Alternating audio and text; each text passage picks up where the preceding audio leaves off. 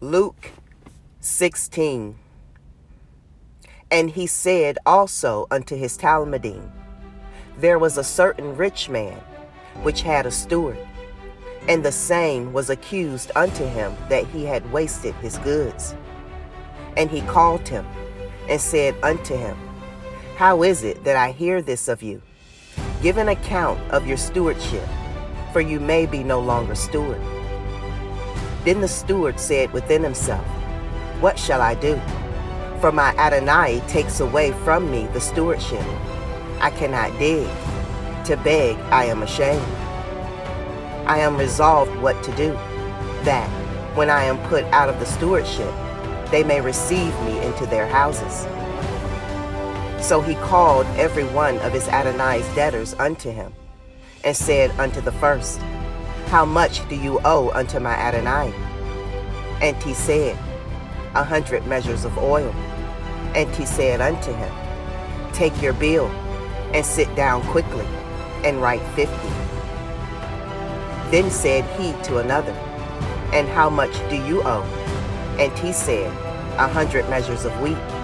And he said unto him, take your bill, and write 80.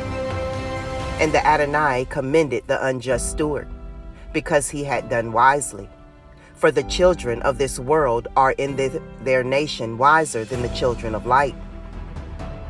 And I say unto you, make to yourselves friends of the mammon of unrighteousness, that, when ye fail, they may receive you into everlasting habitations. He that is faithful in that which is least is faithful also in much, and he that is unjust in the least is unjust also in much. If therefore ye have not been faithful in the unrighteous mammon, who will commit to your trust the true riches? And if ye have not been faithful in that which is another man's, who shall give you that which is your own? No servant can serve two Adonai, for either he will hate the one and love the other, or else he will hold to the one and despise the other. Ye cannot serve Elohim and Mammon. And the Parashim also, who were covetous, heard all these things, and they derided him. And he said unto them, ye are they which justify yourselves before men, but Elohim knows your hearts. For that which is highly esteemed among men is abomination in the sight of Elohim. The Torah and the prophets were until Yehochanan. Since that time the kingdom of Elohim is preached, and every man presses into it. And it is easier for heaven and earth to pass than one tittle of the Torah to fail. Whosoever puts away his woman and marries another breaks wedlock, and whosoever marries her that is put away from her man breaks wedlock. There was a certain rich man, which was clothed in purple and fine linen, and fared sumptuously every day. And there was a certain beggar named Elazar, which was laid at his gate, full of sores, and desiring to be fed with the crumbs which fell from the rich man's table. Moreover, the dogs came and licked his sores. And it came to pass that the beggar died, and was carried by the angels into Abraham's bosom. The rich man also died, and was buried. And in Sheol he lifted up his eyes, being in torments, and sees Abraham afar off, and Elazar in his bosom.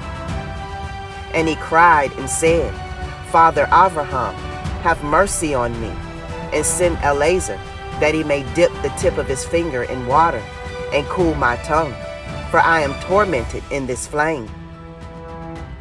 But Abraham said, Son, remember that you in your lifetime received your good things, and likewise Elazar evil things. But now he is comforted, and you are tormented.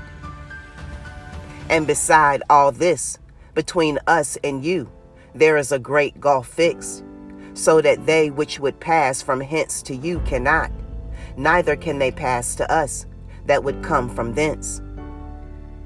Then he said, I pray you therefore, Father, that you would send him to my father's house. For I have 5 brethren, that he may testify unto them, lest they also come into this place of torment. Abraham said unto him, They have Moshe and the prophets, let them hear them. And he said, Nay, Father Abraham, but if one went unto them from the dead, they will repent. And he said unto him, If they hear not Moshe and the prophets, neither will they be persuaded, though one rose from the dead.